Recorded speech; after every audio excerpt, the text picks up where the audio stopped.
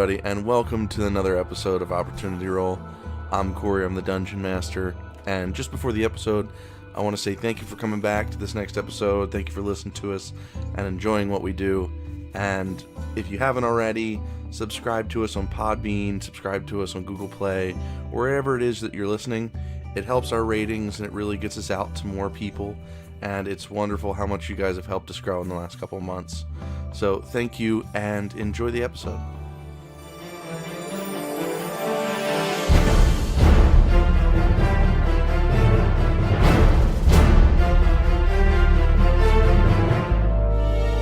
Hi everybody, I'm Corey, I'm the Dungeon Master, and today we are here with episode, I believe this is 23 at this point? Because you guys... Really? Yeah. We're already in 20, we're already, wow. Okay, go on, sorry. Actually, I'm wrong. We're at episode 24 because 23 is group 2. What? So this is episode 24 of Opportunity Roll. What? Okay. Of course, people know me. I'm the Dungeon Master. Time flies.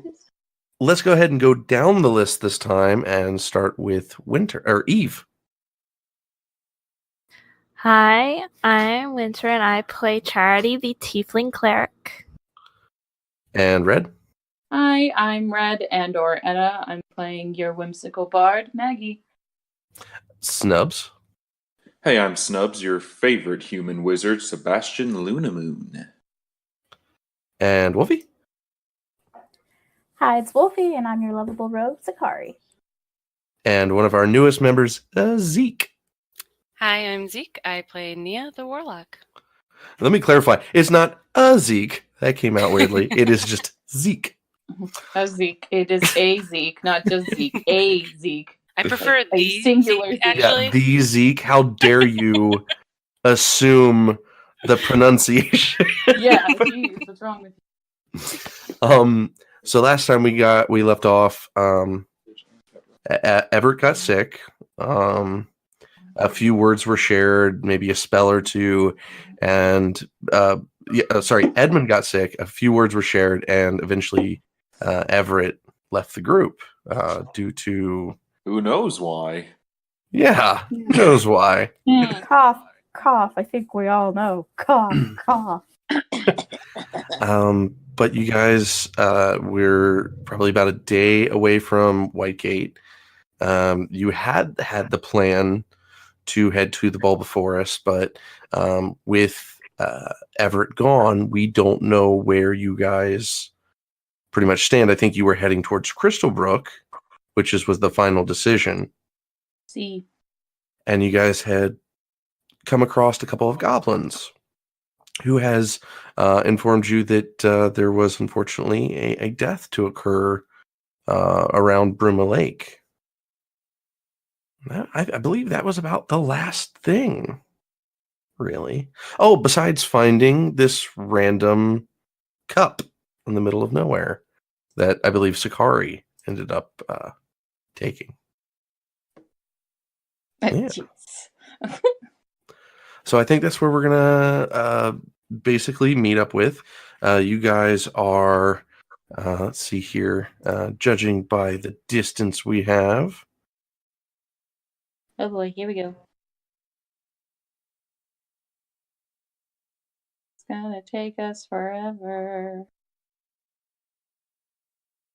Well, folks, might as well get comfortable. We're gonna be in this for the long haul. Yeah, you guys got roughly, I'd say, like a week to Crystalbrook because you were basically crossing the Poke Plains diagonally.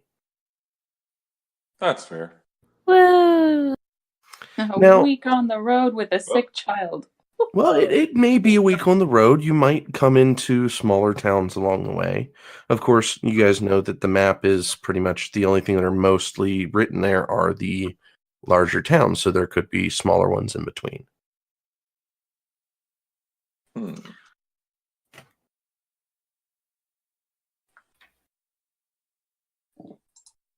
You know, then. It got really quiet. Is everybody okay? Yeah. Sorry. Well, it got really quiet too, right as my cat jumped on my keyboard. So I actually thought that I had like quit or something by accident. I was like, oh god. Yeah, Zeke, you quit. We need a new member for Group 1. It's been a little bit, so I was just catching myself up on my spells and inventory. Well, and I thought it might have been something on my end too. I was like, oh shit, did I lose service? Like, what happened? What if there was like one button that like ended it all? It's just like the big I quit button. It's like macroed. Shut it off. A big Shut it all off. To be fair, he hit like 20 buttons, so like it was entirely possible. It could have been like a huge macro. So, by the way, I also learned what a macro was this week. Just kidding.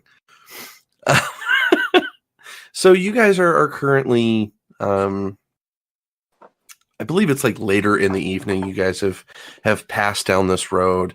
It's dark out. You guys are ready to set camp. You guys are on a road where to the right of this road is like a light forested area, which goes on for a little ways in front of you and a little ways behind you. And to the left of you is again, those rolling fields, as you guys are quite used to seeing at this point. There is a light breeze going on, so you're seeing just swaying with the grass. And the temperature, it's a little on the chilly side. You might want to grab a blanket because it's like 66, 67 degrees Fahrenheit. Because in Celsius, that's like burning up. God. I do Fahrenheit because states, you know. Well, I'll take first watch then.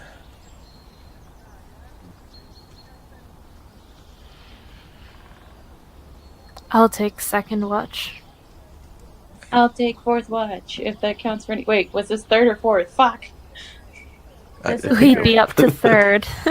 Okay, Yeah. well, I'll take the third one then. I will join you in that, since I'll probably be awake by that point anyway. Yeah, because you're an Elfielu. And Maggie, dear, may I have a word with you at some point? Am I in trouble? No, I just need to ask something. Okay. Sure? And So, go ahead. and Charity's gonna walk away from the group a little bit and beckon for Maggie to come with her. She's gonna look at Edmund, who's on her lap, but probably asleep. And Yeah, I'd say he's probably like maybe drooling that's turned into an icicle. okay, so he's like knocked out cold. He's like that sick asleep where he sleeps forever. Yeah. Okay, well then Maggie's gonna slowly take herself out from underneath him, put something underneath his head, and then like follow after Charity. Okay. What is it? What did you need? Are you okay? I'm fine. I just wanted to know what happened. What actually happened. With what? With Everette and Sebastian. And Maggie's gonna look back to Sebastian and everybody else, and then look back at Charity and be like, there was a misunderstanding between the two, and Sebastian's personality and Everett's personality just didn't mix, is the best way I can explain it. So he just decided to leave because he didn't get along with Sebastian. And that's the best way to describe it. I don't know how else to say it, because Sebastian's a little forward, if you get my drift, and not... Did He's he awkward. attack Everett, or was anything caused to each other? It could have gotten to that point, but thank God it didn't. And Charlie just kind of like look down and kind of tap her foot, thinking, because this confuses her a lot. Maggie doesn't know how to explain it very well, I'm sorry. It's okay. Did Maggie not... I don't know how could I describe what happened between them? Please help. Wee woo. Wee woo. I mean, Maggie was there. There seemed to have been I don't know how best to put it. There was miscommunication between what was touching and what was unwanted and wanted Oh, okay, versus okay. a form of an Sorry, attack. I just didn't know how to versus- word it. Sorry. A dispute. Yeah. Yeah. There was definitely a dispute upon what Sebastian had done, whether it was appropriate or not, and then Sebastian, of course, casted a spell. Okay. All right. Thank you. Sorry, I just didn't know how to word it. I was just like, how do words do? So Maggie's gonna look at Charity and then she's gonna be like, okay, so, Sebastian touched Everette, and they didn't know if it was welcomed or not. And Sebastian was like, oh, this is okay. And Everett was like, no, this is not okay. And then Everett got mad. And Sebastian casted a spell to defend, I guess, to quote unquote defend himself. And then, yeah, Everett just was like, I can't be, like, basically, I'm going to leave because it was a dispute. It was not a good thing. It's just too much tension. I tried to get Everett to stay, but he left. Right. Was So- that better? I'm sorry. No, that was good. Did Everett do something to provoke Sebastian into casting something at him? Not that I could tell. I mean, it was just a misunderstanding, really, because Sebastian, he has his own flaws, yes, and he's socially awkward, it seems, but I mean, it's just Sebastian assumes everybody understands what he knows and what he feels and what he's been through. Does that make sense? Like, he assumes we know, and he assumes that we have the same patterns. Quick Alright. question, DM. Sure. They've looked at Sebastian twice and they've constantly said his name this conversation. And can I do a perception check at all to see if he's noticed? Well, I don't remember them saying they've looked at you, but they have said your name, so I'd say go ahead. Maggie definitely said she looked at him. Oh, did she? Yes. Oh, okay. Then yeah, I mean, you can make one, but I'm sure they probably would have made their way away from the group enough to the point where even if you listened in, you probably wouldn't get much. I mean, all I he's did trying look to back at distinguish is Sebastian. I'll be fair. all he's trying to distinguish is this conversation about him. Oh, okay. Yeah. That's a 15.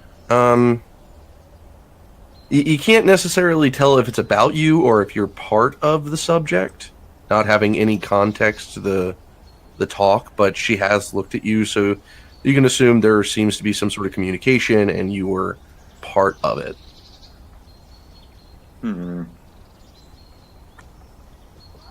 Yeah, roll.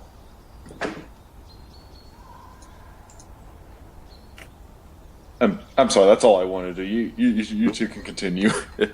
Oh, okay. I thought you were going to do something. Sorry. No, I just like to know what's going on. Maggie's going to look at Charity and she's just going to be like, I don't think Sebastian meant any harm by it. I honestly don't. I just think Sebastian doesn't realize what he's doing is not socially acceptable. Does that make sense? Oh, no, I understand. I just wanted to know what happened. Thank you. Okay. And then Charity's gonna walk back towards the group and gonna sit away from Sebastian. Like, make a point of sitting away from him. And Maggie's Okay. just going to follow back to the group and she's going to put Edmund's head back on her lap and look between Charity and Sebastian like, oh, jeez. So, when you try to pull Edmund's head away from the ground, there's like some permafrost that's attached his hair to the grass a little bit. God.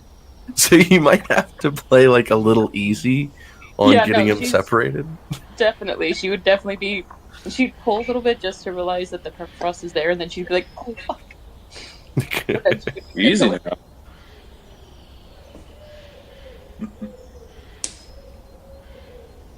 now. He's been freezing there for a little bit. I can see that. How long is this going to last, Sebastian? I'm very worried. A few days, maybe a week or two. A week or two? It varies. It depends on how much more magic his body's trying to build up. Oh boy. Would you like to make a quick Arcana check and maybe kind of gauge the severity? Sure. 9. It's hard to tell, but it's a little bit stronger than your average from what you can kind of come away with. He's going to be nice and strong when this is over. I have no doubts, but I'm just worried about him if we get attacked. I'll protect him. Besides, I've been casting some prestidigitations in to try to thaw him out a little bit. I have no doubt of that, Sebastian, but I just worry, that's all. Trust me, this is just a normal part of any wizard's life. We typically always get through this. Yes, but you probably had a bed to sleep in. He doesn't. He's sitting back in a wagon with me and you. I was in the desert setting my house on fire with my magic. I survived that. Oh. I'm sorry. I didn't mean to assume. I'm sorry. Trust me. If I can survive in a desert casting fire everywhere, I think he can survive in a nice warm jungle or grassy field making ice. Maggie's just gonna nod. And go back to stroking Edmund's hair. Just to be clear, Edmund. we are stopped right now, right? Yeah, you guys have basically made a camp. Okay. Should I just click on the survival so I can try and find food again? You can. Okay. So with the survival of 7, I'd say you'd probably go into the wooded area, and you might come away with a squirrel or 2. I'm okay with that.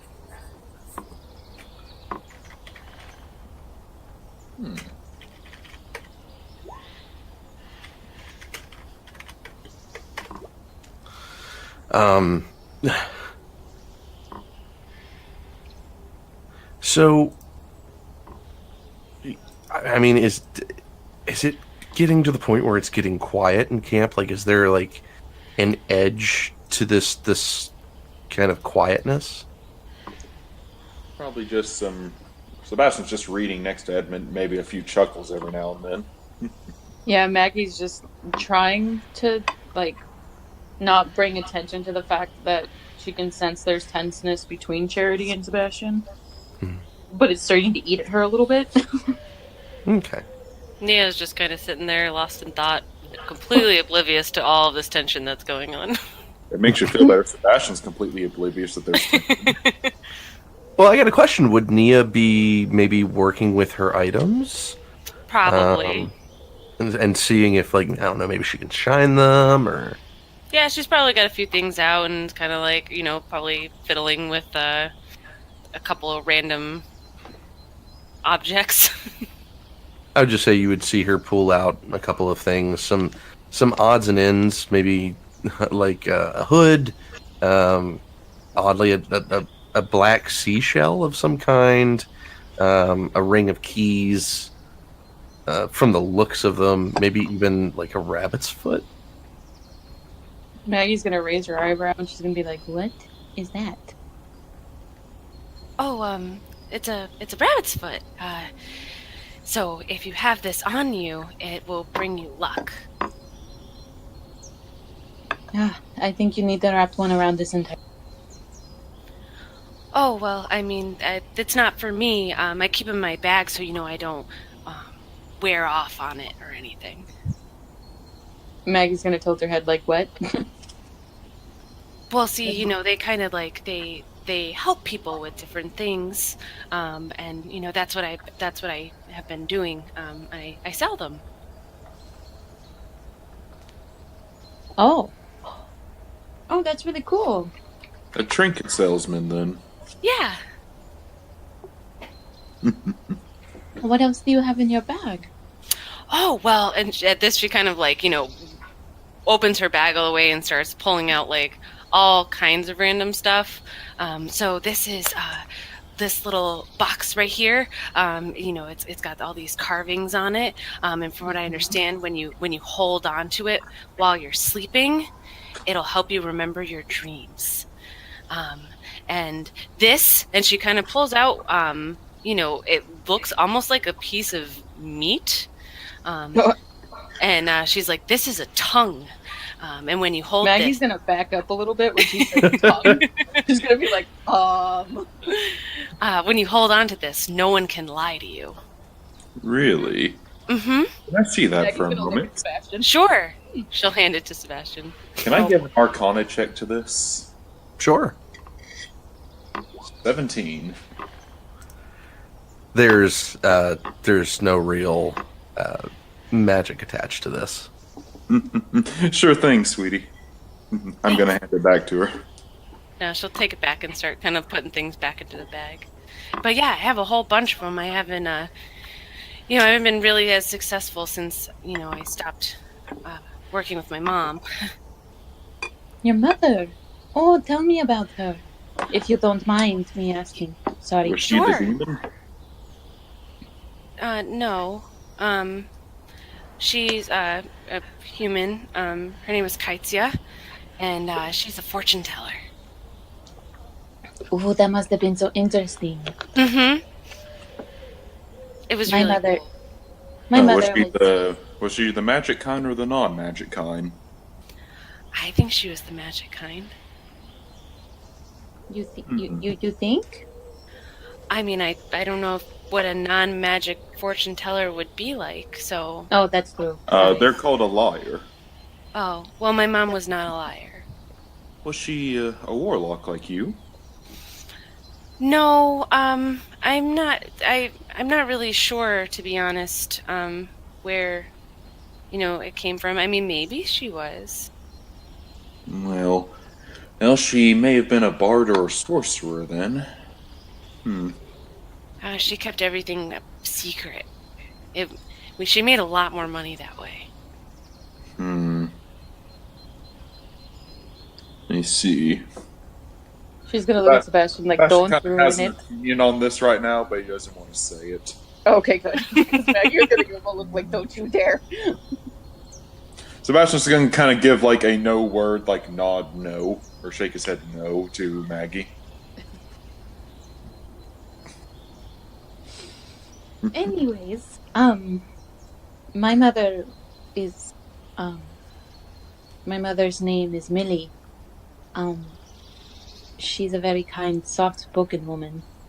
I miss her a lot, actually. She's gonna kind of look down, speaking, like, because of the letter that we had sent out to the family and whatnot. I really miss my mom, too. Agreed. Oh, Sebastian, tell me about your mother. Oh, she's dead. Oh, I'm so What? sorry. Really? Yeah, main reason I left the village. Well, Wakefield. Nothing really keeping me there without her. Oh, Sebastian, I didn't know that. Maggie's gonna put a gentle touch to his forearm. He's just awkwardly looking at your hand. Okay. Yeah. I mean, as bad as it sounds, it wasn't entirely bad. Now I get to see the world. Do whatever I want. No strings attached. Maggie's gonna take her head away and she's gonna look at him a little puzzled and she's gonna be like, did you love your mother? Oh, of course. Of course, she was the best human being who ever lived. Okay, hold on a second. I need to recover from that. Anyways, no, Maggie's gonna look over and she's gonna be like, oh. I wish I could have met her. She sounds awesome. Oh, she was. Well, yeah. As far as I see her, I guess she was actually pretty average. Not a magic bone in her body. So you got it from your father. What happened to him? Is he not around? He abandoned my mother before I was born, so Oh boy. went off to Graydon, actually. Got a position with the kingdom. Now he's apparently some kind of big, fancy showboat wizard. Ooh. At least that's what Mom told me. Is that why you're trying to become a famous wizard? No, not even in the slightest. I became a wizard because the ability to do so was there in front of me. Also, there was a lot of money in it. That's fair enough. I mean, when you live in a village where no one, not a single person knows magic, and in your own home there's a wizard's study, well, what else do you do with it? That sounds like really cool. Oh, it was. I even found this really good book, Illusions for Advanced Learners. That's why I specialized in illusion magic. I can do some illusion magic too. But probably not as good as you.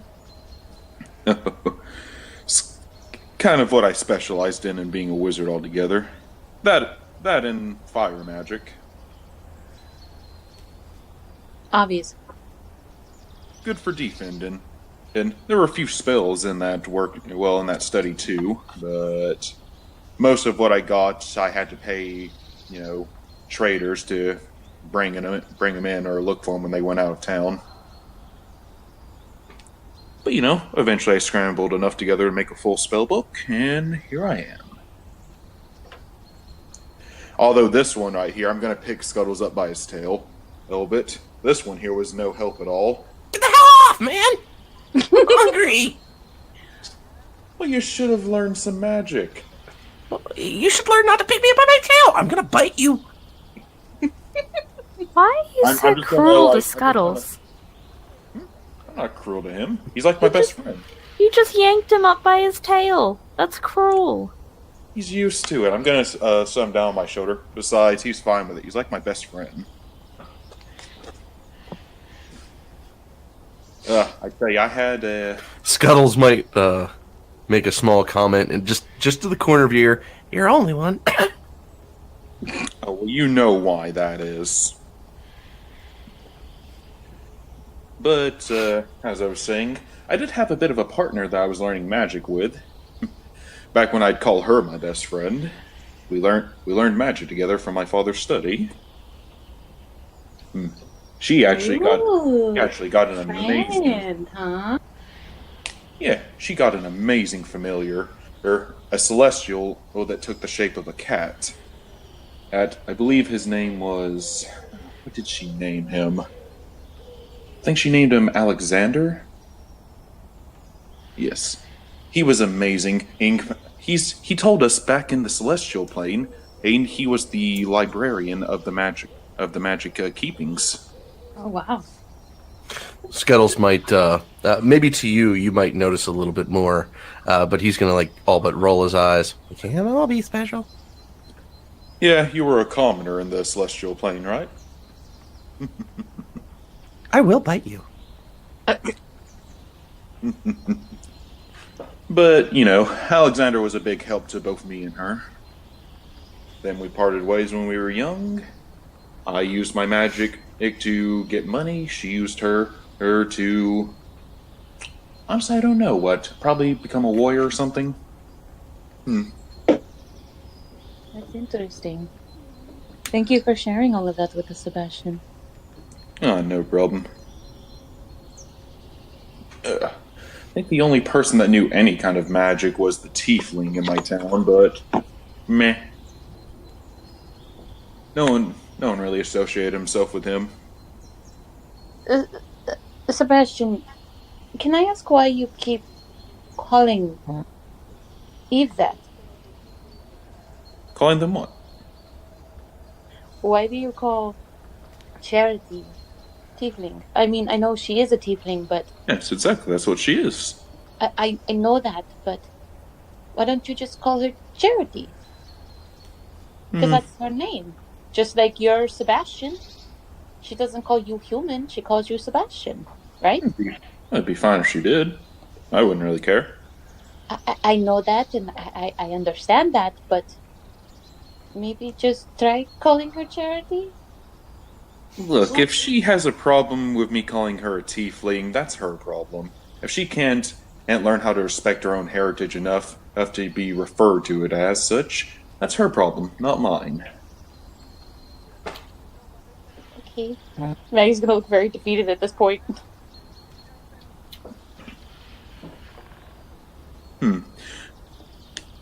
Besides, if she has a problem with it, she can confront me herself. I have confronted you multiple times, Sebastian. I've told you multiple times I do not like being called tiefling, and you continue to ignore me.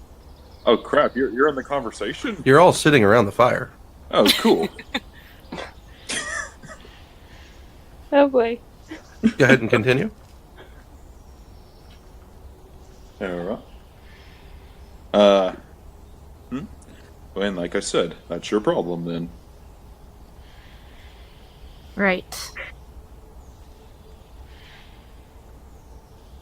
Yeah.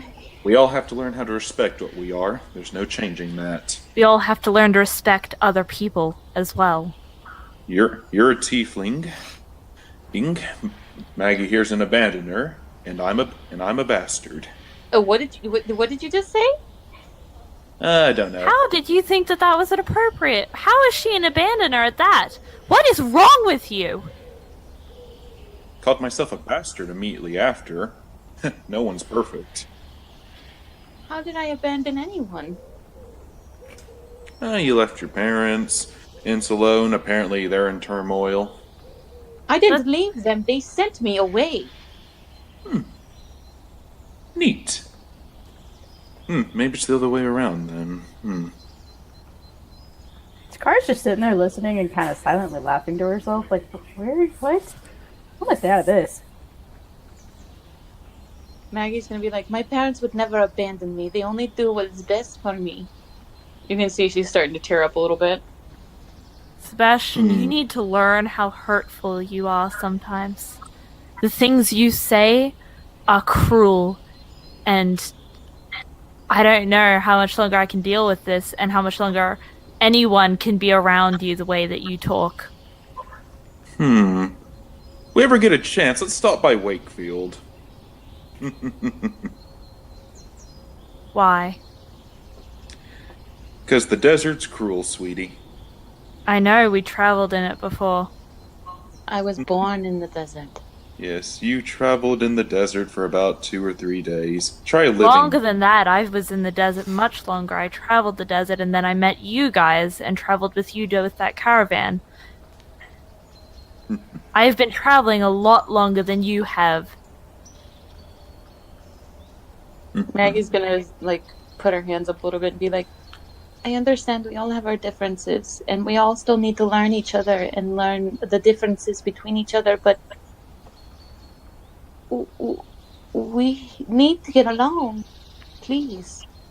I honestly don't have a problem with any of you. I thought we were getting along. Because you don't see how much you hurt other people.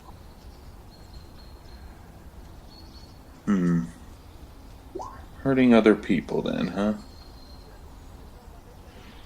Maggie's just gonna look down at Edmund and just stroke his hair, trying to, like, make sure he doesn't wake up. She doesn't know what to do now. He is awake and murmuring to something in the corner. Sebastian? Oh, what's wrong there, Edmund? He makes no eye contact. Would you like to make a perception roll? Sure. 21. Okay, there is something not right about him. His eyes are glowing a faint green, and he seems to be staring off into the darkness, just close to the edge of the forest. Don't tell me it's Frank again. He's kind of like murmuring a conversation almost, but it's like a one-sided conversation. Can I do a perception check about where he's looking? With the 21, like I said, it's on the verge of right there at the edge of the forest, maybe 2 inches beside a tree. Maggie, Sahari? Stay with, Egmont. Tieflings, come along. I'm going to walk at where he's staring. Nia will look over. Charity's gonna stand up and cast light on one of the trees towards the edge where he's looking. Maggie's gonna just stay with Edmund. Nia will look over at Charity and be like, did he mean us? Yep. Yup. Okay. Uh, She'll get up and follow. When the light spell is cast, his eyes will start searching as if whatever he was speaking to disappeared.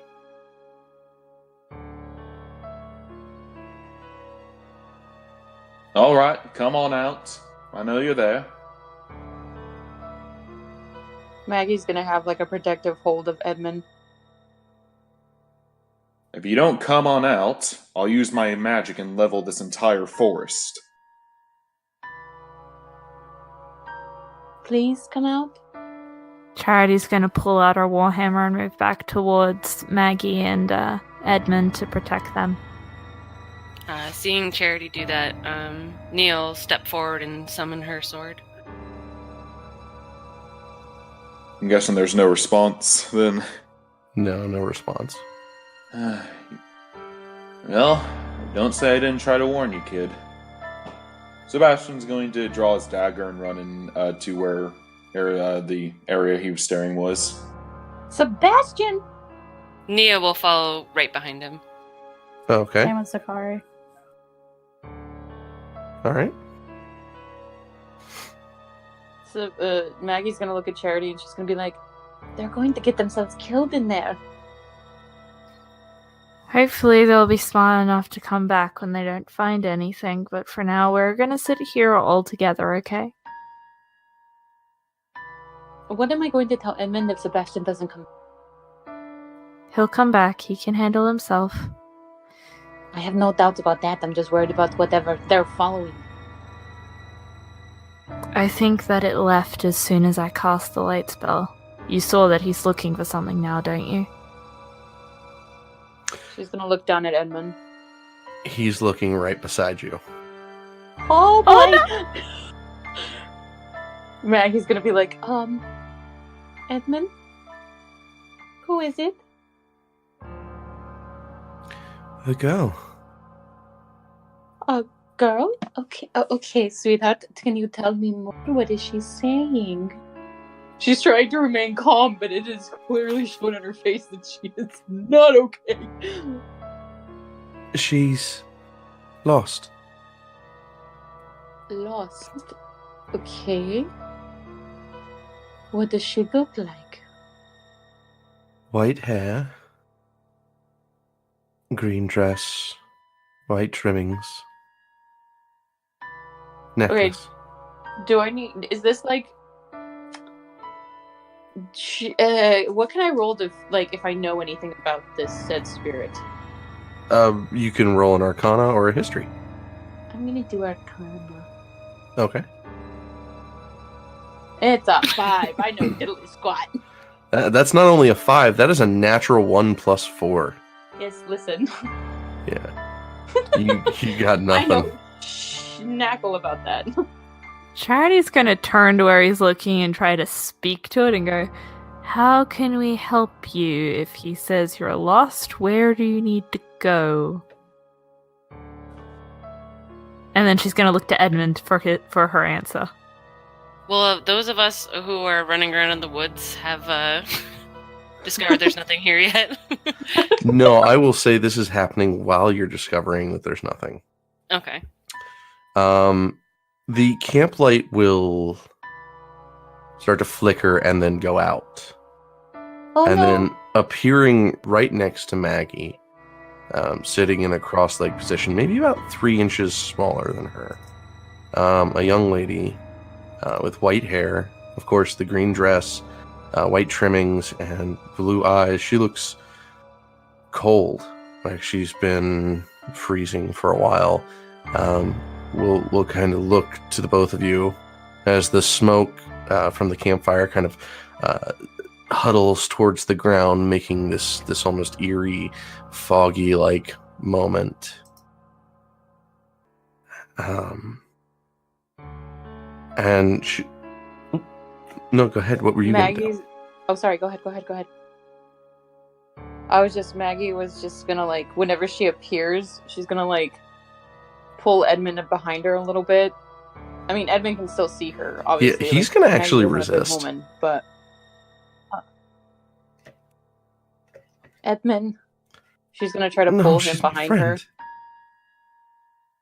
You can roll a strength against his. And my strength is horrible. Let's see what happens. And Motherly instinct. You can actually please do help. athletics if you like. I know, right? We'll let you do athletics, not strength, because yeah, that's the proper roll. I'm gonna do athletics. I got it by 1 folks. 1. There's like a feeble Well, that attempt works. between the both of them to like struggle to get him behind her. His head's still kind of poking out from underneath her arm, but he is technically behind her. Charity's gonna try to smile warmly and go, "It's nice to see you. So how can we help?" She's going to look quizzitively and then kind of close her eyes and listen. And a nice soft breeze is going to kind of wave through the trees and through the grass. And there's the light sound of chimes, almost. I've been told that if I tell you something, I'm allowed to move on. When the time comes, take the left path.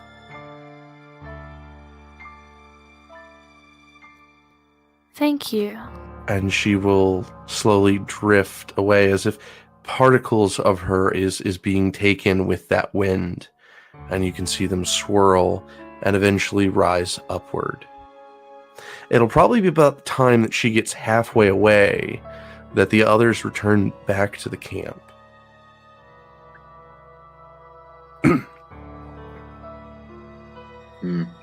Whoever it was, it must have got away. Yes. Must have.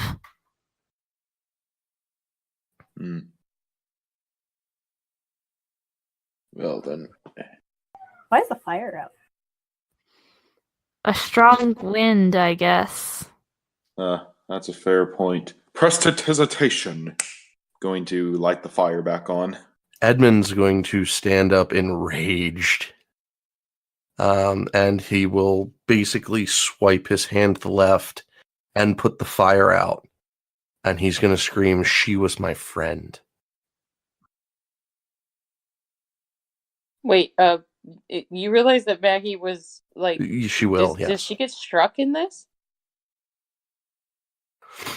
I wouldn't say he, like, backhands her or anything. She's going to get, like, her foot, because he's standing up and he's moving over to the side a little bit. He's not necessarily targeting her. He's targeting the fire, and he's going to basically wave his hand. I'd say her foot might get caught in the freeze. So I'd say maybe 1d4 of cold damage. No, that's 2 cold damage. Yeah, I'd say that would freeze over your shoe probably pretty easily. She's gonna hiss a little bit at the cold of her foot, and she's gonna be like, "Edmund." Can Charity cast Calm Emotions Sure. on him? Or attempt to? What is that? 1 action, 20-foot radius, pointed. Okay, so just before he gets, that charm over him, he kind of looks around, and he's gonna take a look at Sebastian, and he's gonna have this look like nobody else is gonna understand because it's going to be like this thing, like as he's casting at the same time, he's looking directly at Sebastian because he feels like maybe he might be the only one to get this rage because magic. You can kind of get that feeling from his eyes, the emotional range, when you were like a young caster yourself. And with that, she'll cast calm emotions, and he'll kind of calm down, and then eventually he'll settle back in the grass, and he will be out again, cold sleep, in a matter of a minute or two.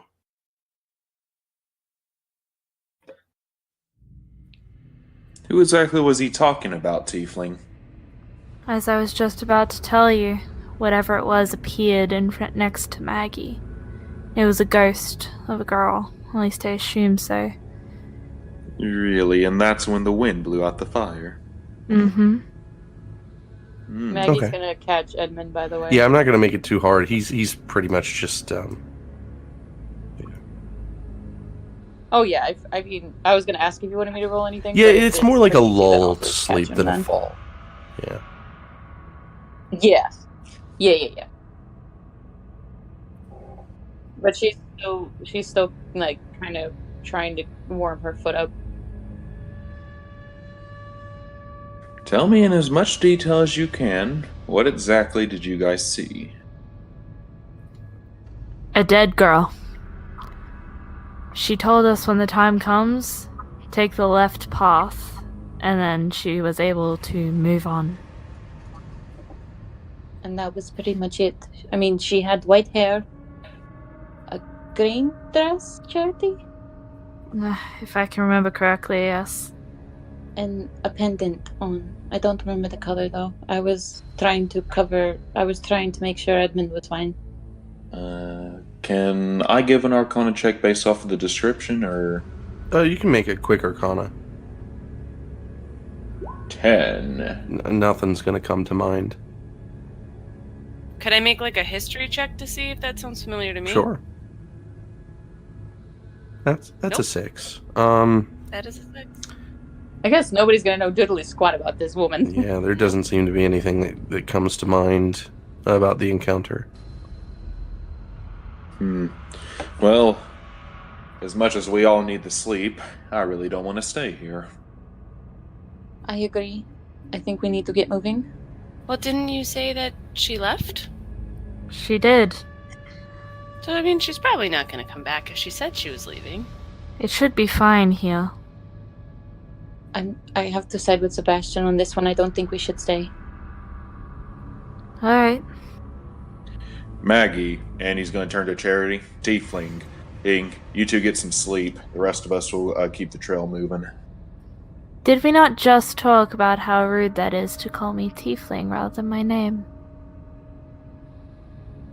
Well, that's your problem. Well, I mean, I just, point of order. It's also really confusing because I don't know if you're talking to me. Oh, don't worry. I'll refer to you as other Tiefling. Wow. Maggie's gonna sigh and roll her eyes. So, not only are you calling us Tiefling rather than our names, you're essentially saying that Zeek is worth less by saying other Tiefling. Because she's not worthy of her own title, huh? She's not worthless. She's just a different Tiefling. Why don't we all just get some sleep? And try again tomorrow. Yeah? Yes. Wake me up for second watch. Fine then. Scuttles. I'm gonna put Scuttles on kind of the railing of the wagon, and you keep watch all night. I'm taking first watch. I can take first watch with you, too. Sure thing. Maggie's gonna make sure that Edmund is comfortable and asleep, and then she will sleep not like next to him, but He's got my bear pelt blanket. No, I know, but she's staying near. In other words, Okay.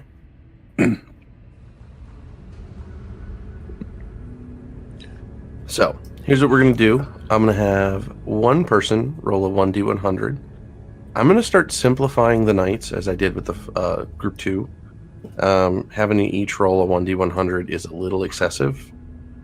So I'm going to have one person roll a 1d100 for the whole night. We're going to see what happens, and then from there, yeah. So I'll let you guys choose who you want to roll the 1d100. I'll do it. I'm taking first watch. Okay. 52. Alrighty.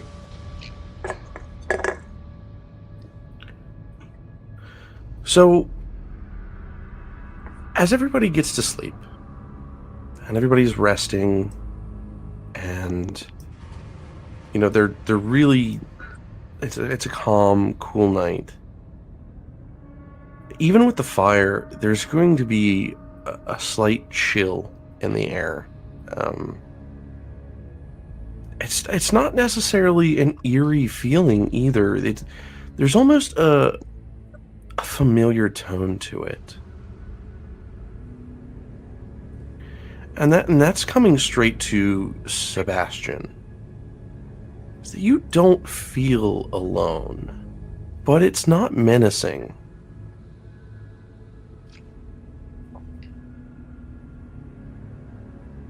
He's going to say kind of quietly, if you're watching me, you might as well show yourself. I'm not watching you. Not you. Oh, okay. There will be... It's almost as if there's a willingness to want to speak. Like this familiarized moment, but it's kind of like one of those... How best to put it? There needs to be separation.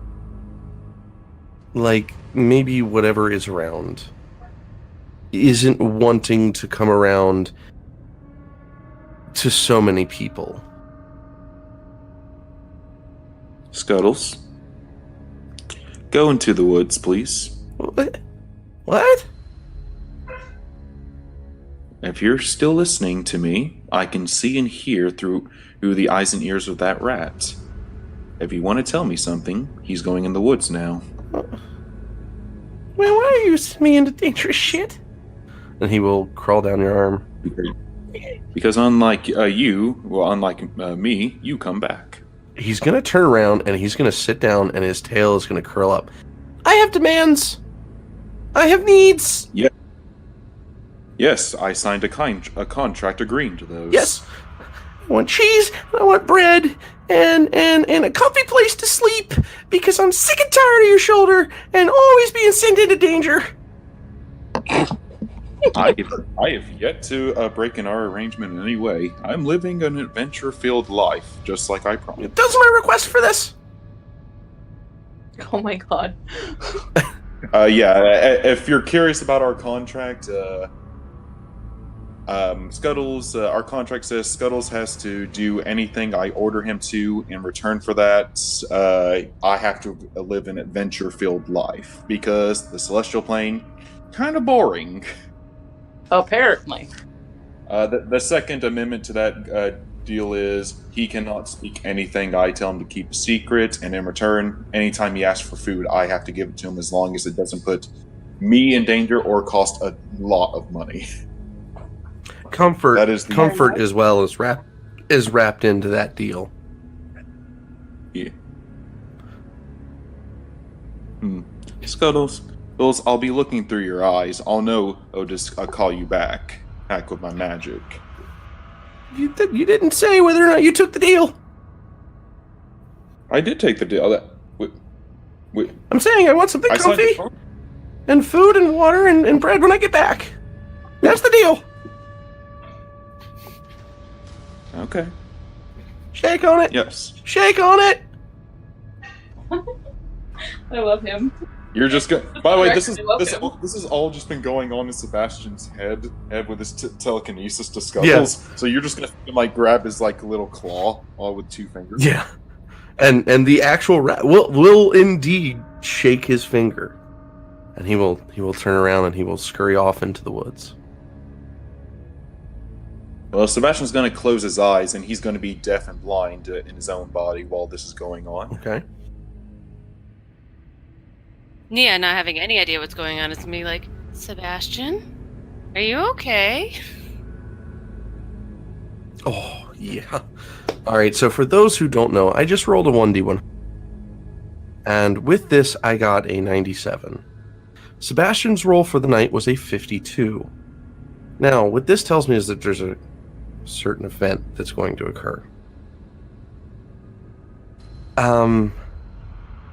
So you're not going to get too far off. Just enough that once you scurry into the woods, or once he scurries into the woods a little bit ways away, with pure eyesight, you're not going to see what's going down. Oh, he has dark vision up to 30 feet. I'm talking about anybody else in the group. Obscured by trees and everything like that. They're not going to see, because of course you sent him into a safe area to meet this feeling that you're getting. And as he comes around a tree, he's going to be met with another figure. This one's a little bit older, a little bit more wispy. And the fog is going to kind of lay on the ground, just at his feet. And of course, he's shivering, because, this danger. Again, danger, Will Robinson. And as he looks up, he's not going to know this face. But you are. It's your mother. And she's just kind of staring there, and as she notices Scuttle, she's going to give a soft smile, one in which you can remember. It's kind of like any time you were really in trouble or you did something, she had that moment of, oh, you're just that kind of child. And it's not like a dislike, it's just like a, oh, you scamp kind of thing. And she's going to look down. You're going to see a saddened look to her face. And she'll say, I did hope I would speak to you. And that voice will come directly as if she was speaking right in front of Sebastian. It's not coming from him. It's within Sebastian's mind. Sebastian's going to be tensing up, looking a little angry. Nia will kind of be like, kind of see that happening and like, are you okay? Oh, no response. Yeah, Definitely. no, I know. Yeah, I know you don't know. She's gonna get the tensing and the anger. I'm sorry I couldn't hold on longer. I wasn't there to see you learn your magic or leave home.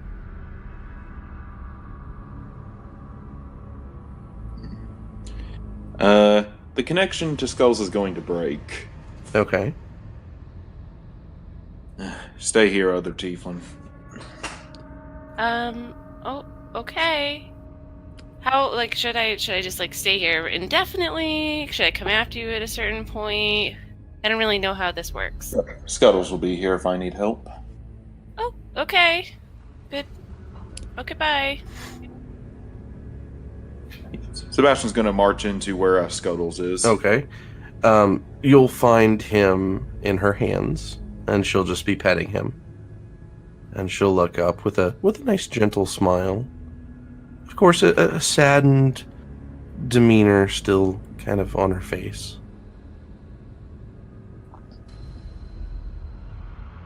You have a few seconds. Yeah, 5 seconds to tell me what exactly you are and how you know the things you know before I set this entire forest ablaze. I'm your mother. and I've been following you since Wakefield. Really, much like how a figure that's been described somewhat similar to yourself, Elf, just happens to be following Edmund. There is something about this area. I've not been able to materialize myself until now. But I can. So I'm reaching out in hopes I can speak to you like I wanted to before I passed. Really? What big announcement is it you have to make? No announcement. I wasn't able to say goodbye. And she'll kind of move closer. And she'll hand, she'll hold her two palms out with Scuttles in it, and she'll hand him over to you. I'm just going to warp Scuttles over to me. She'll kind of irk back a little bit. Not out of anger, but fear, almost. She can see the disdain that you kind of have. I know you might not think it's me. And she'll go as if she's about to kind of like move some of your hair from just behind your ear, as she used to do as a child. Sebastian's definitely going to take a step back to that. Yeah, she'll notice as soon as you start to move, she'll pull her hand back. Is there anything you wanted to say to me? Even if it's anger? Oh, well, trust me, I don't feel much anger towards my mother. Me? My mother. I don't exactly know what you are. Maybe some kind of teleporting shapeshifter or something.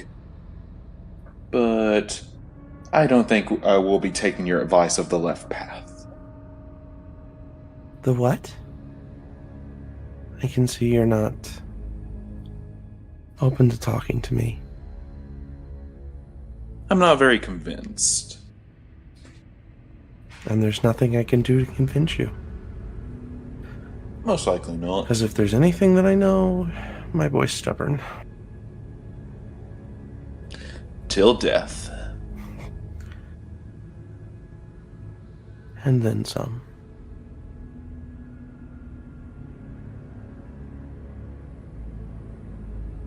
You know, I hid your father's books. I worried that, maybe if you found them, you might leave like he did. I was wrong. I feel like maybe, in the end, I should have given them to you. Let you learn sooner. Magic doesn't corrupt people. I didn't say it corrupted. Dad was just a terrible person, through and through. I wouldn't say that. He always told me stories about how amazing he was. And he was. Doesn't mean Your that father had his flaws, but there is good in him. Well, according to what they said about the other one, I suppose you have some kind of big thing you gotta say before you can finally move on. What is it? She shakes her head. Just that I love you. Right. Is that so bad? I loved my mother. If you truly are her, then good for you. Either way, if you are her, I release you. You can move on. If you're not her, go screw yourself. She'll chuckle a little bit. You're not releasing me. I made a promise when you were little that I would always be with you. No matter how bad things got, or how sick I was, that I would always be here. And I tend to keep that promise. So if there is a chance that next time I'm able to see you, which may never happen, I would love to speak to you in hopes that you might believe me.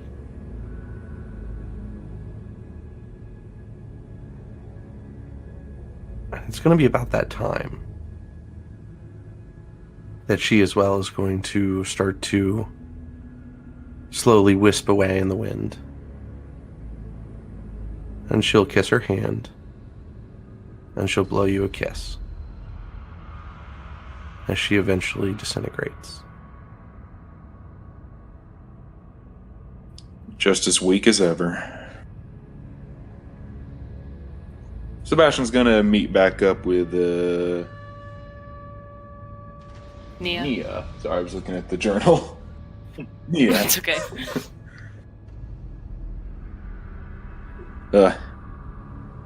Don't think it was anything. We're definitely not going the left path, though. Okay. I mean, you'll have to let everybody else know. I mean, I'm just along for the ride at this Oh, point. no, I'm just informing you. Don't worry. Oh, okay. Well, thanks, I think. Yeah. And I'm just going to wait out the rest of my watch, then. Unless Nia has something she wants to say. Or do. Nope, she's just kind of, like, playing with other various trinkets. Not really participating in doing a watch so much at all. Just kind of sitting near you while you watch. Okay.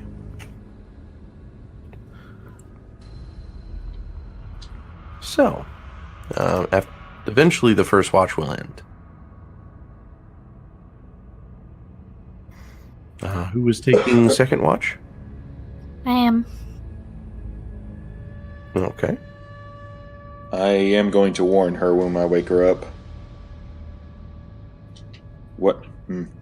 Whatever Edmund saw, I think it's changing shape. Oh, what happened? I think it took the shape of my mother in the woods.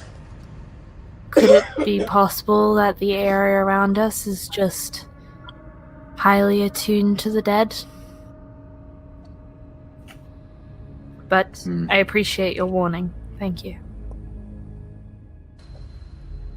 I don't trust anything I don't understand. You don't trust anything, period. I trust things I understand. Magic. People. I don't know what this is. I don't trust it. Charity's gonna go pull herself up onto the seat of the cart to be able to take watch. Okay. After a certain amount of time, there's going to be an eerie feeling. It's not dangerous, nonetheless, but there is a feeling about this place. It's unnatural. Charity's gonna pull out her holy symbol and pray. Okay. Mostly pray for the spirits of the dead that are around here, because she, at this point, believes that it is just an area that the dead can be around. All right, let's do something. I have a chart for prayers. Because the Greek gods enjoyed meddling. Okay. There will be a specific amount of D100 rolls, 5 altogether, that I'm going to be rolling. Each one of them corresponding to a different thing, and that deals with prayers, nonetheless. There is always a particular chance that a deity is listening. There is always a particular chance whether or not they're willing to help, or speak, or give a sign. I've devised a 5-roll system to tell me if a god is even listening, if they're going to help, how they plan to help, and how significant it is if they help at all. So I've made 2 rolls. I got out of 100 52, and I've got a 31. I will make 2 more rolls, and I'll just tell you the particular occurrence, if there is any. Now, just because I make these rolls, it doesn't mean that anything could particularly happen. It doesn't mean that highs are good and lows are bad. As per usual, I preset certain things and certain rolls that per game, a low could be bad, high could be good, high could be bad, low could be good, etc. And it changes. This current event, there is no answer. You don't get a particular feeling. However, the awkward feeling of like this area, it subsides a little bit. But you get more of like there is a presence, but even during your prayer, though it may subside a little bit, it still is there. And through that, through prayer and everything that you've been taught from your church and everything like that, whatever is around does not seem to be menacing. At least that's what you come away with this from. And that's just pure knowledge of, your temple, how they spoke about dealings with figments of things unknown. Alrighty. Well, that's probably how Charity will pass her watch time. Okay. After a certain amount of time, the third watch will come up. Who is our third watch? I believe that's Red or Wolfie? It's a me. Okay. So the third watch, Red and Wolfie will get up. Of course, that eerie feeling. Yeah, Charity's gonna warn them both about the area being particularly prone to ghosts and such. Well, that's how she's feeling anyway. Maggie's gonna sigh. Oh, great. Sicarii's gonna nod her head and thanks. Charity, will you keep an eye on them? Of course. And she'll go and sit where Maggie was, pulling Edmund's head into her lap.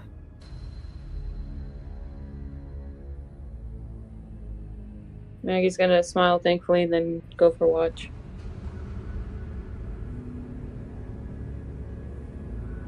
Alright. Yeah, there's for you, Charity, there will be that eerie feeling. Not that like somebody's watching you or there's a big presence, just that there's a mysteriousness about the place.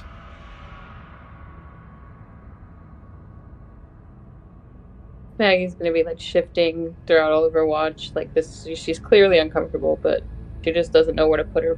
Where you know what I mean? Like she doesn't know where to put her energies at. Yeah.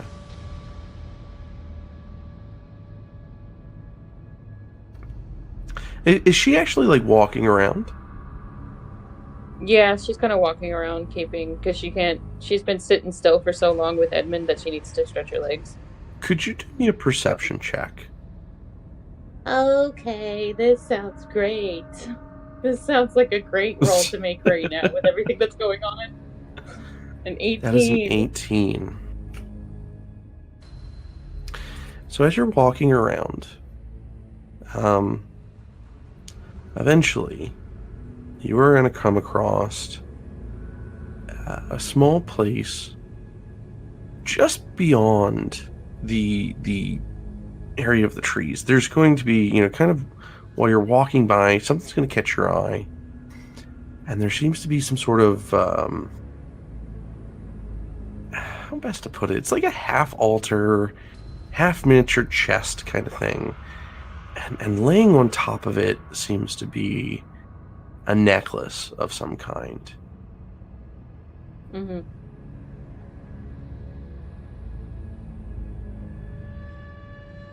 Oh, was that it? Was that the end of the description? Sorry, I was reading for something else. It. Sorry. Okay. Sorry. She's gonna walk towards it, kind of like eyeballing it, but she doesn't touch it or anything. She's just like kind of looking at it. Okay. Can I do like an Arcana check around it or whatever? Of course. Go ahead. That's a 10. So that is a 10. Sicarii see this going on? I would say Sicarii would probably see this. She's taken a couple of steps into the woods.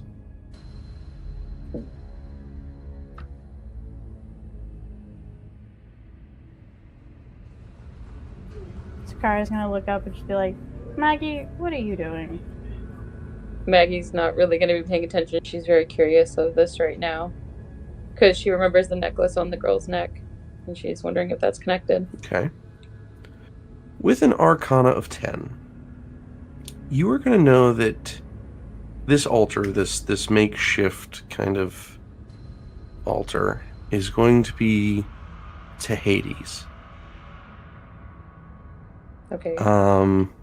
Now, the designation of what it does is an amplification of an item, but this is, to the designation of those who worship Hades. And it looks to be that this, whatever this is amplifying the item on it, which would be the necklace. She's not gonna mess with it because obviously she knows it's from a god or whatever. But she just doesn't. I feel like I want her. I'm gonna have her touch it. Screw it. Okay. She's gonna reach slowly for it, and then she's gonna pick up the amulet unless it doesn't let her. Okay. When you pick up the amulet, that eerie feeling of the area is going to dissipate. And you're going to start to hear the crickets return.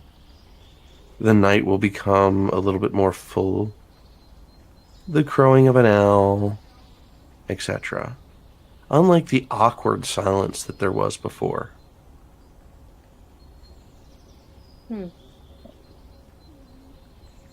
Maggie's just gonna test something out. She's gonna put it back where she found it. For a moment or two, things will continue the way they were. The less awkward kind of crickets chirping. But then, after a few more minutes, that eerie feeling will return again. Once she feels that eerie feeling, she's gonna yank that thing back up. Okay. She's like, okay, I get it. What it's making, yes. So she's just gonna hold on to it, and then she's kind of gonna look at the box. Can I do an Arcana check on the box, or was there a box? It was sitting on a chest, Yeah, right? it was like kind of like a half makeshift chest, half altar almost. You can make an Arcana check if you like on that. Maggie's really gonna be fucking with shit today. 23! That is a portable altar. It's kind of custom made. Normally, it costs a pretty penny. I would say retail sell would be around 25 gold. It, from the looks of it, increases a magical ability of items that is placed upon it. Is designated to the god of Hades, as you'd known earlier. This is a very uncommon item. I would say this is probably a rare item. And that's about what you get from it. Yeah, Maggie's not gonna mess with that. She's just gonna walk away. And she's gonna head back to camp. Okay. She's gonna look at the. Sicarii's gonna look at Maggie and be like, "Really? You walked off? Like, what? She's gonna why? hold up the pendant. Why? Did you not notice everything else around us was calm now? I was more worried about you than I was about anything else right now. Now, what do you have in your hand? An amulet from an altar of Hades.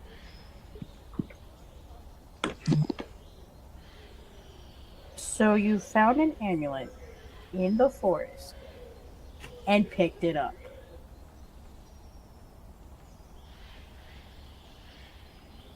I hope we all don't die.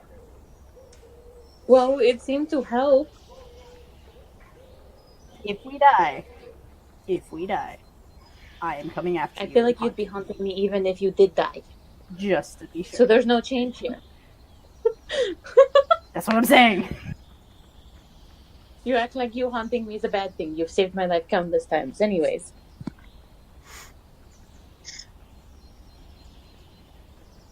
I said I'd haunt you, not save your life if I was dead. Haunting you would just be sitting there like, damn. Still saving me, Sicarii.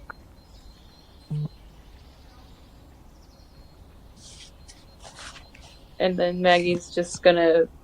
She's gonna put the amulet around and she's gonna put the amulet in her pocket. Okay. And not say anything else about it. All right. The rest of the night, the eerie feeling will be gone, and for the most part, nothing is going to occur. I'd say you guys would make it through the night pretty well. The next morning, of course, the campfire will be out, steam will be rising. The sun will be cropping up, the temperature rising a little bit.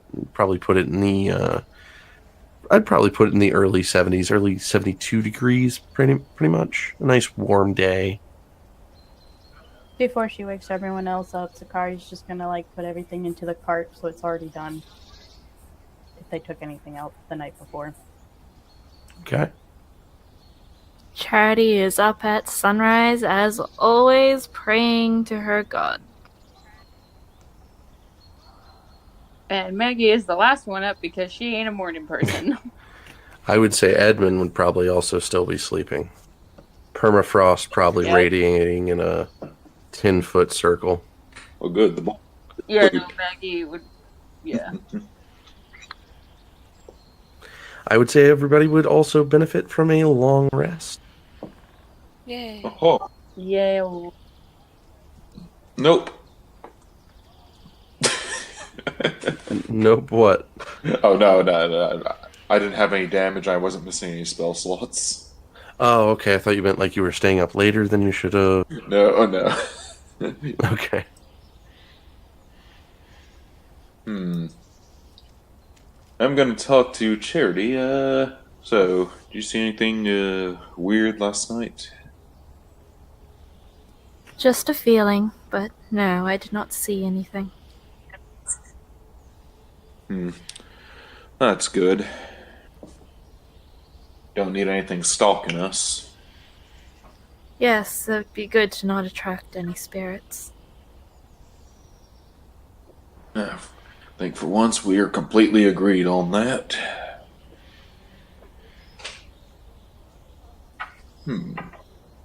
Maggie, did you see anything? Nothing, no. No, it's a very calm Sicarii? night.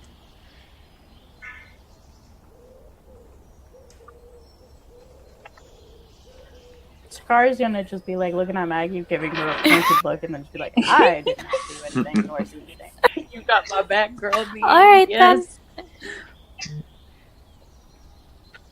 I know, but I'm just saying. That may giving need you a deception check. I'm sorry, what was said? They just blatantly lied to us that they didn't see anything last night. I mean,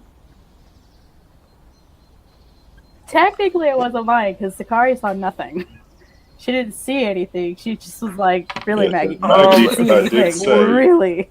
for Maggie, I would say you could roll I would roll a deception on that. Oh my if you're God. looking to hide it. Oh, I got a didn't nat roll one it on twice, sorry. insight, so I can't tell at all anyway. 9. So Maggie's first roll was a 22. Charity got a 5, which is a natural -1. Is a nat she 1 with a +4. She got a 19. That's still not bad. So I don't even think. Yeah. Let's see, well, I'd have to roll a natural 20, so I did not do that. So that is a deception of a 19 against a natural 1, a 9, and a 10. So I would say nobody would have. And just so everybody knows, this is the first lie Maggie has ever made in her life. Sebastian's thought is, well, why would this one lie to me? Oh, don't do this. Alrighty, Don't well, do we this. should continue on then. What? He just rolled a That's either really 100 good or on a really bad. We're all gonna die. 1d100, and I We're would gonna like die. to know what is going on. I'm Almost scared. made me cough up my yoo-hoo. We're just gonna die. That was such a wonderful Die. sentence. It's either gold Yeah, I know, rains right? from the sky or a dragon breathes fire. Oh no, God, please let it be the gold range from the sky. I don't need this right now.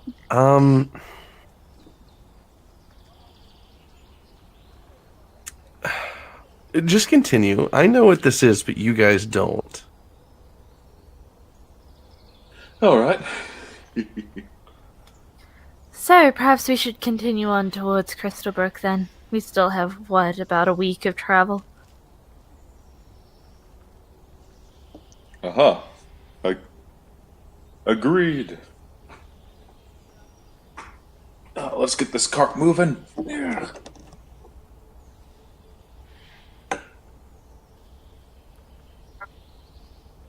Oh, yeah, Everyone Sebastian's on on the the cart that wants to be on the cart. Because if it's Yeah, not, Maggie's get on the there cart now. with Edmund. Okay. You know, walk Sicarii for a has little to bit. get the horse to move. None of us have the ability to steer the horse. No, that was Sicarii asking and making sure whoever was on the cart better get on now before she starts moving. Charity's gonna walk. Because when she starts moving, she's not stopping to let you on. You're screwed up, Holy shit. That doesn't sound good. pretty much. I don't Keep saying that. So as you guys ride on, Edmund is going to sit straight up, Oh God, not again. look completely alarmed, and he is going to. Oh man. Oh, God. Oh I know. Um. What are you doing to my boy? Nothing. Boy. I like him too. Oh, Let's God. see. Okay, so he's going to cast Magic Missile 8th level. Oh, Where? that's really Yeah, Oh, fuck. at a tree. Oh, at a tree, so not at anyone. Yeah, so Magic Missile at what? First level is how many missiles? That's let's see, level 8, that's a total of 10 magic missiles altogether. yeah, so that's 1, 2, 3, 4, 6, 7, 8, 9, 10. Who would like to add all that up? I'll do it. Not me. I'll do it. That's a 16. 32. Holy shit. That This is kid. 34 damage.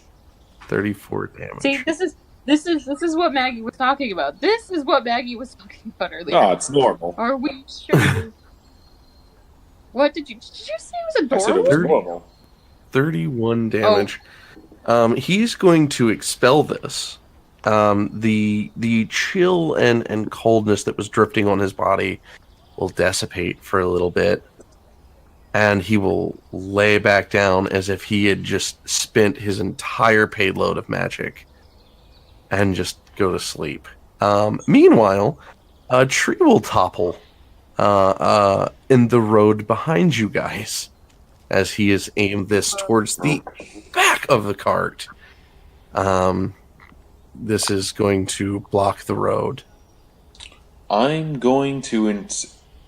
I know it's going to take some kind of roll. I'm going to try to inject Edmund with a second spell slot worth of magic. Okay. Oh shit. Okay. So I need some kind of roll. Sebastian is going to power him with a second level spell slot. Yeah. I know being empty on magic's not good for this condition. You'll see the cold kind of creep along him again, as his body takes in more magic yet again, and he will still peacefully sleep, but he will. At the same time, you did something good, but he looks worse for the wear because he still has magic. It'll help him in the long run. Yeah. Maggie's just gonna look at Sebastian and be like, "What the hell was that?" Oh, he just exerted all of his magic at once. Nothing big. That was nothing big. That was nothing big. He just toppled a tree. Like I said, it's nothing big. It looks big. It's a tree. It's just a tree. They're all over the place. Just, if he does that again, don't be in front of him. I was sitting beside him. Not a good idea. It's kind of funny because 31 damage could probably outright kill everybody in the party right now. Not Sebastian, so... Oh, it probably can't kill anyone. How do you have that many hit points? I have 17 hit points. What I meant is, like, it drops everybody to at least 0 HP. Not kill. Oh, yeah, sorry. that's true. Yeah. My statement I was was very incorrect. confused because I have 29 hit points, and I'm like, no, that would put me to 0. How do you have more than 33 hit points? Yeah. You're also used to me saying dead as in 0 HP rather than dead being complete negative HP, which is an outright death. Yep. Would have had 15. If someone had 15 and got hit by that, that'd be outright death. All right. Yeah. But yeah, don't worry, I recharged him. Let's keep going. Maggie's just gonna blink. She's not gonna move away from him inside because she cares, but like at the same time, she's just like, "Oh boy." There's magic oozing out of someone. You think that's ever healthy? No, but I'm just saying that was pretty fucking intense. Like I said, just don't be in front of him. At the meantime, I'm gonna work on the spell shield. Oh my god. Yeah, that's probably a good idea. I don't have it, but I'll work on it. Anywho, let's continue. Ow. So, if you guys continue on, you would travel for most of the day. I'd say you guys would probably make a good headway on the day. It'll be pretty calm too, so you guys will probably make it a little bit farther than you normally would. So I'd say you guys would probably make it a good 26, 27 miles this evening. One, because the road is really easy. It's not giving you trouble. But eventually, you guys are going to come across a smaller town, and this place it's probably got maybe 7 buildings altogether, an inn, maybe a blacksmith if you're lucky, and then a couple of homes. And just on the outskirts, there is a wooden fence just around the place, with a sign leading to the name of Bastia. Bastia. Bastia. I don't need supplies. Does anyone else need supplies? No, but resting in a town would be nice. Sleeping in. Nope. Well, we got the wagon. That's. Did you even listen to what I just said? I actually think it would be smarter if we slept outside since we still have a sick child. Yeah, let's not destroy someone's freezing room in everything. an inn. I would have thought sleeping next to a fire Yeah, would have done and well it for him if does- he's freezing. I understand where you're coming from, but did you not see what he did to the tree? Just imagine what he would do in a closed space. Could I also potentially throw an idea out there that she might know, but you guys might not be putting it together quite yet? Charity, you know even the smallest of towns might have a healer in a church. Just because of your background. There's also the matter of if we can find a church, 1, free room for us to sleep in, and 2, we could find a healer who's more skilled than I am. What do we need a healer for? The sick child that we are talking about. Oh, what's a healer going to do? He's not hurt.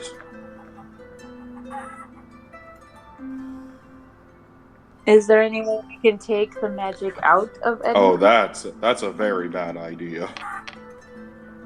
It was just a thought. If you take the magic out of him, you're squandering his magic potential for the future.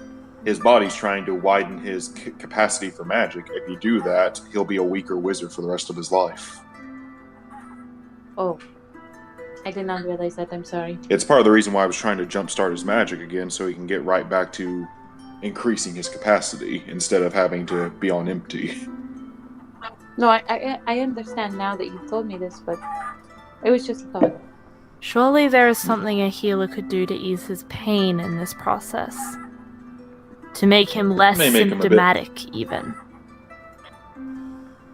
A healer may make him a little bit more comfortable, but that's about it. And is that not worth anything? I mean, he's not in like a great deal of pain. He's just a bit bedridden. Yes, to be fair, he's been asleep for about 90% of his sickness. I will say, because Maggie's probably been holding him, he has been in pain. It's clear to see. This is no easy process. Okay, so Maggie's gonna look at Sebastian. She's gonna be like, he has been in pain. Hmm. Well, I guess if you guys really want to stay here, we can give it a look.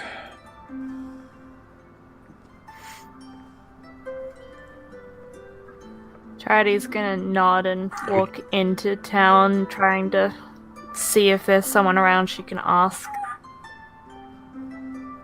Okay. And just to kind of to bring this back a little bit, because I know you guys. I'm not trying to say anything. Back when he first got sick, he was in pain, even when he was still somewhat sleeping, to the point where even Sebastian, casted that spell on him to make him feel less pain. So it does, just backing up the fact that he is in discomfort.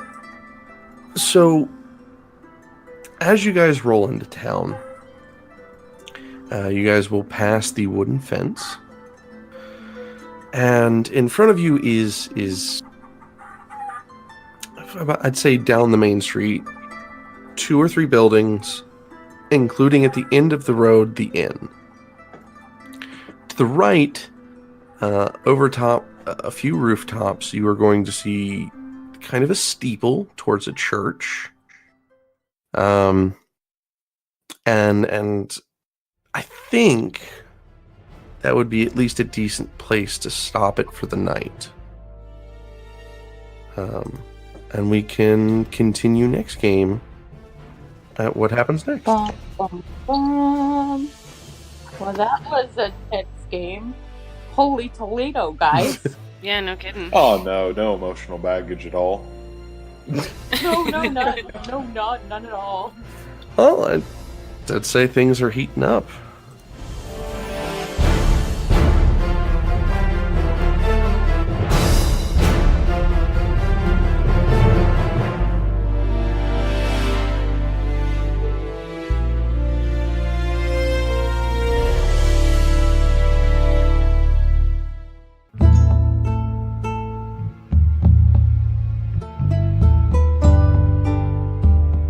Hi, my name is Etta and/or Red, and I play your whimsical, naive bard, Maggie. And I wanted to thank you guys for listening to this episode. It was intense, to say the least. Anyways, please follow us and subscribe on iTunes, Podbean, and Google Play at opportunityroll.podcast@gmail.com. If you wish to level up, head over to our Patreon and check out some cool magic swag we have awaiting you. If you want to interact with us and see more stuff we're doing, go check out our Facebook and subscribe to our YouTube at Opportunity Roll. If you want to contact us or ask us any questions, you can reach us at opportunityroll.podcast@gmail.com. We'd like to thank Purple Planet. We use their site for all of our music. We would also like to thank Kobold Press, as we use some of their monsters from Tome of Beasts to keep everyone on their toes and enjoying the game. As I said before, thank you guys for listening to this episode and just all over supporting the podcast. It's been a dream come true just for this to bloom as it has. And I hope to keep your support, with all of us and our adventures. And remember, keep your opportunities open.